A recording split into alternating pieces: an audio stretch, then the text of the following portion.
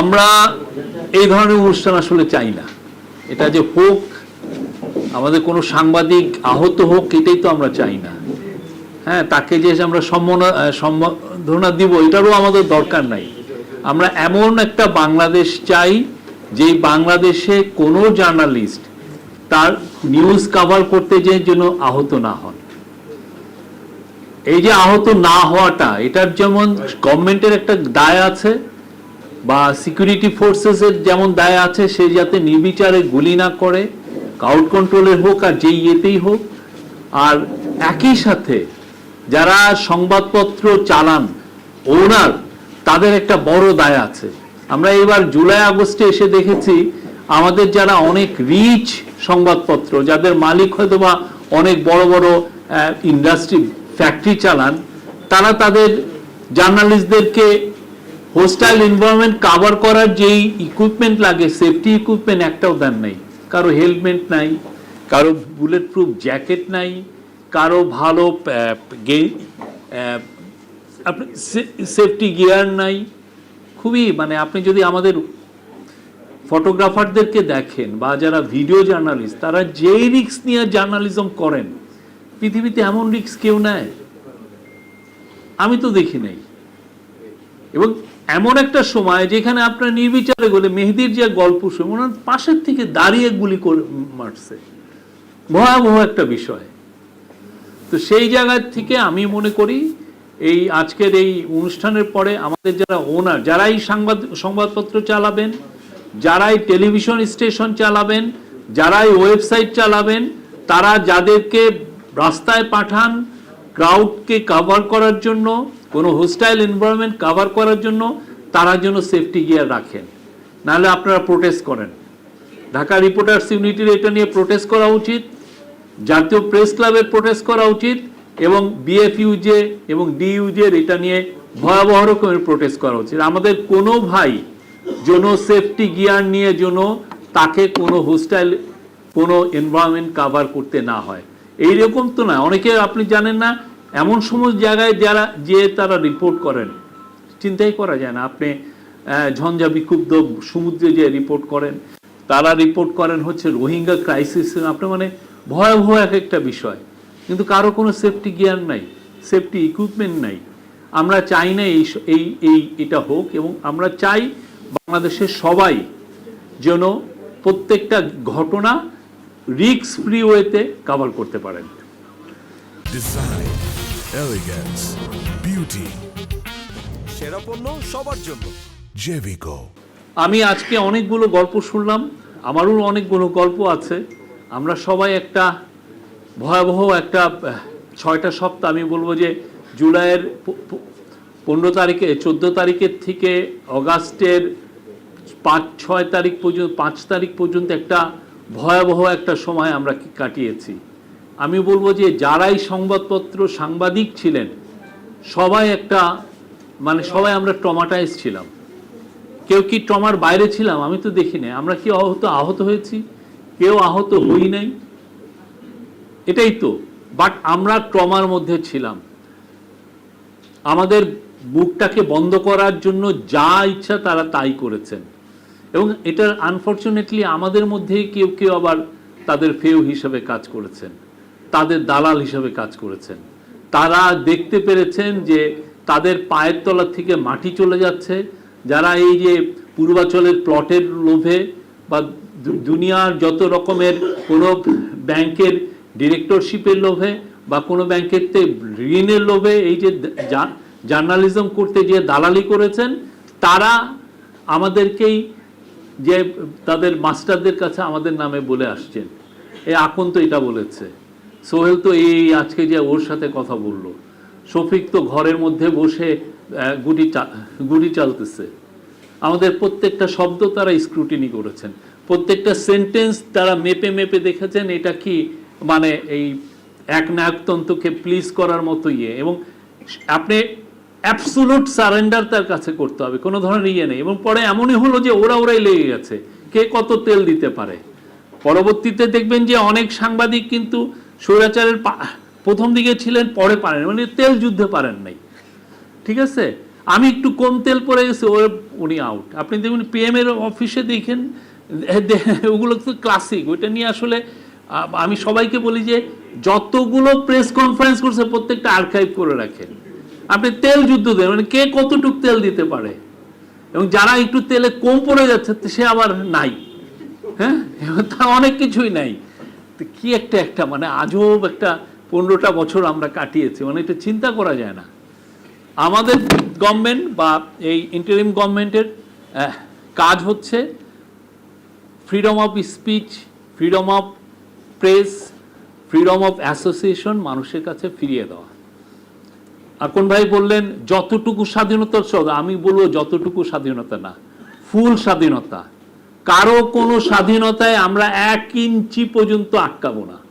কেউ বলতে পারবে না যে তাদের আমরা এই পর্যন্ত PM এর অফিস, এই পর্যন্ত CA এর অফিস থেকে, চিফ অ্যাডভাইজার অফিস থেকে কোনো নিউজটাকে নামানো হয়েছে, কাউকে ফায়ার করা হয়েছে, ওকে বাদ দিয়ে একে নেন, এটা করা হয়েছে। কোনো ওনারকে বলা হয়েছে আপনি এরকম কাভারেজ কেন করছেন, এরকম করেন। এই যে আজকে আমাদের তো 4 মাস হয়ে গেল, 4 মাস আমরা 6-7 দিন আমাদের হয়ে গেল।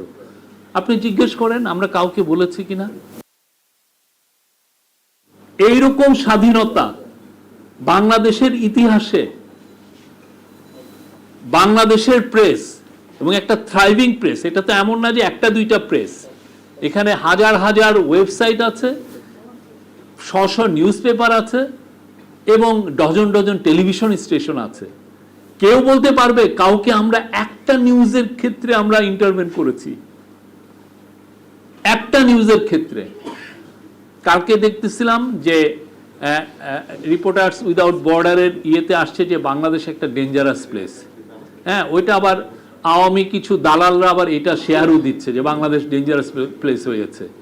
তো এরা এটা বলে না বাংলাদেশ ডেঞ্জারাস প্লেস হয়েছে RSF এ, কারণ শেখ হাসিনা 5 জন সাংবাদিক খুন করেছেন। কেউ কেউ বলেন 6 জন, এবং যাদের কাউকে মারা হয়েছে ঠিক পয়েন্ট ব্ল্যাঙ্কে গুলি করা হয়েছে।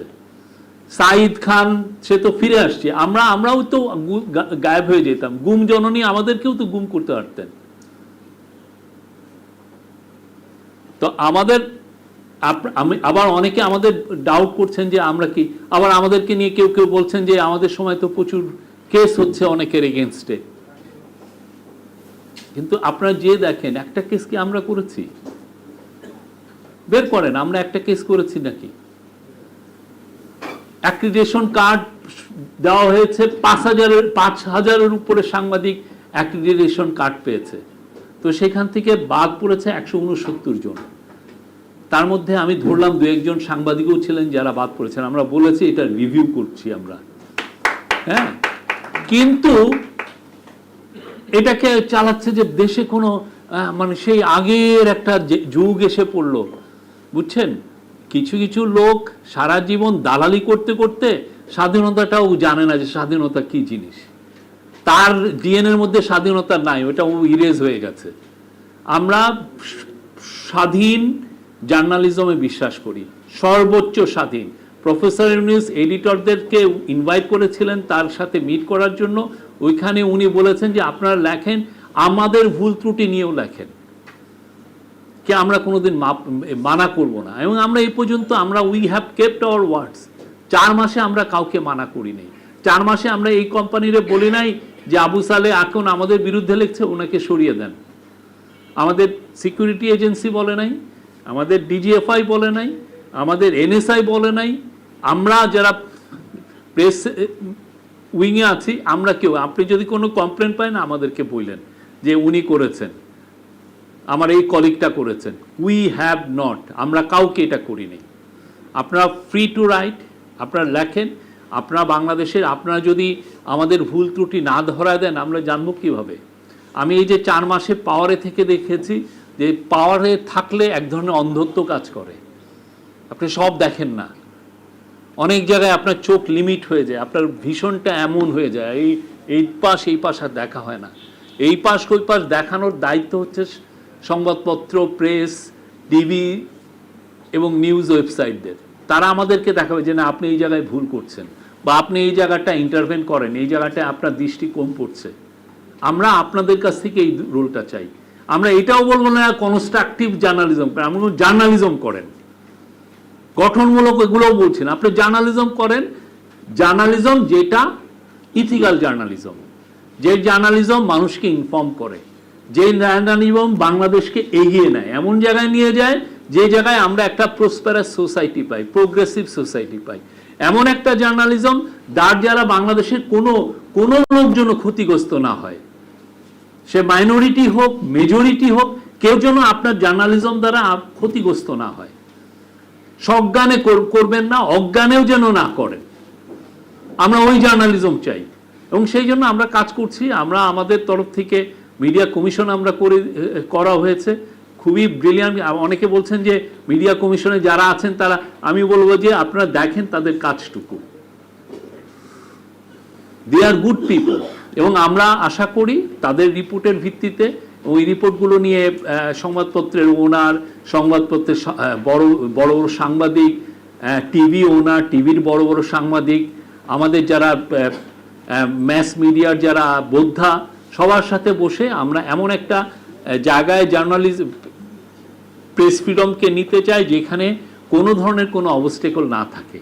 কেউ যেন না বলতে পারে যে না, আমি এই ধরনের রিপোর্ট করতে যে আমি হয়রানির শিকার হচ্ছি, বা কেউ যদি বলতে না পারে যে আমি এই রিপোর্ট করতে গেলে তো আমি ওই আগে যেরকম রাবার বুলেট খেয়েছি এই রাবার বুলেট খাবো, এটা হবে না। বাংলাদেশে আমরা জার্নালিজমের ক্ষেত্রে, প্রেস ফ্রিডমের ক্ষেত্রে আমরা এটা ইনস্টিটিউশনালাইজ করতে চাই, যাতে যেই মালিকই আসুক না কেন, যেই ধরনের জার্নালিস্টই আসুক না কেন, তারা যেন আপনার মুখটাকে বন্ধ না করে।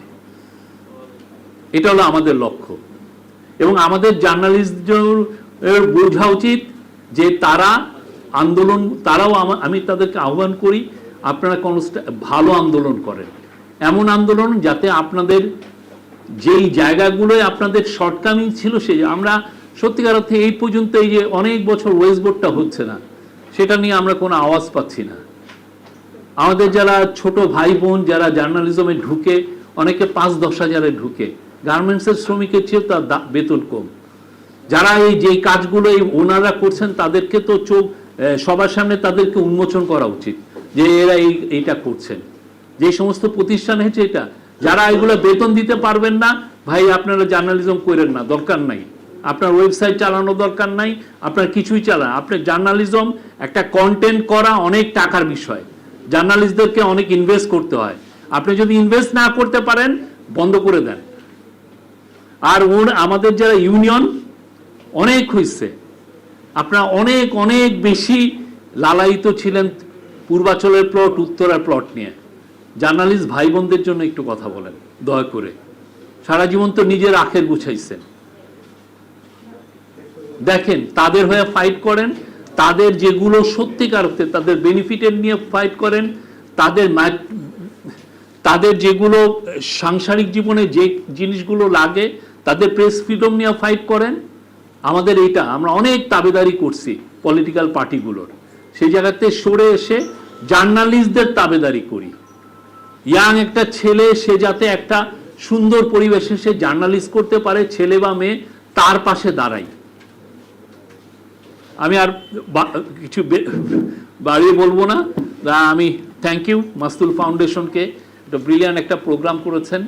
আপনারা আরও আমাদের সাথে থাকবেন সামনের দিনগুলোতে, এই আশায়। Congratulation for what you have done. Thank you.